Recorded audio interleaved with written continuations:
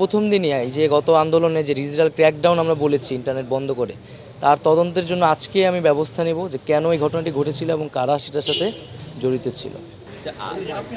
আপনার প্রত্যাশা এবং আজকে থেকে তো আনুষ্ঠানিকভাবে কাজে যোগদান করলেন, সব মিলিয়ে প্রত্যাশা কেমন হবে এবং কাজের স্পৃহা কেমন হবে, সব মিলিয়ে কোন কোন খাতে বেশি চ্যালেঞ্জ মনে করবেন, কোন বিষয়গুলো সামনে রাখবেন?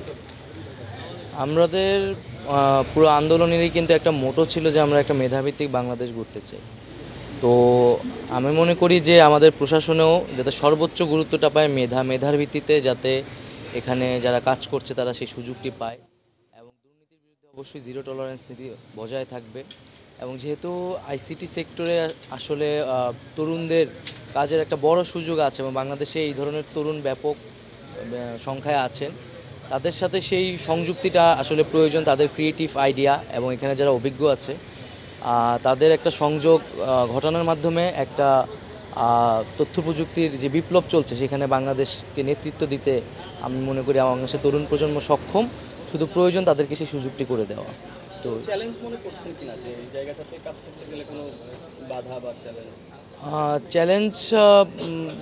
চ্যালেঞ্জ তো অনেক ধরনের আছে, তবে আমরা আশাবাদী যে আসলে আমরা জনগণ যে আস্থার জায়গা থেকে আমাদেরকে প্রতিনিধিত্ব করতে পাঠিয়েছেন আমরা সেটি যথাযথভাবে পালন করতে পারবো।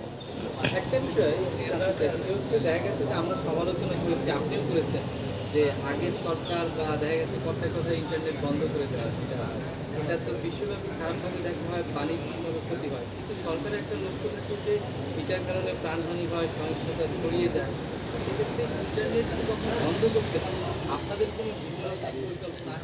দেখুন, ইন্টারনেট ব্যবহারটা কিন্তু এটা একটা ডিজিটাল রাইটসে পরিণত হয়েছে, এটা একটা মানবাধিকারের বিষয়। তো ইন্টারনেট বন্ধ বলেন বা সেটাকে সীমিত পর্যায়ে নিয়ে আসা, এই মানবাধিকার বিষয়টাকে মাথায় রেখেই করতে হবে, যাতে কারো মানবাধিকার লঙ্ঘিত না হয় এবং তথ্যের অবাধ প্রবাহ থাকে, যাতে সাংবাদিক সহ শুরু করে সবাই সেই সত্যটি জানতে পারে। তবে আমি আজকে চেষ্টা করব প্রথম দিনই এই যে গত আন্দোলনে যে ডিজিটাল ক্র্যাকডাউন আমরা বলেছি ইন্টারনেট বন্ধ করে, তার তদন্তের জন্য আজকে আমি ব্যবস্থা নেব যে কেন এই ঘটনাটি ঘটেছিল এবং কারা সেটার সাথে জড়িত ছিল। ধন্যবাদ আজকে, ঠিক আছে।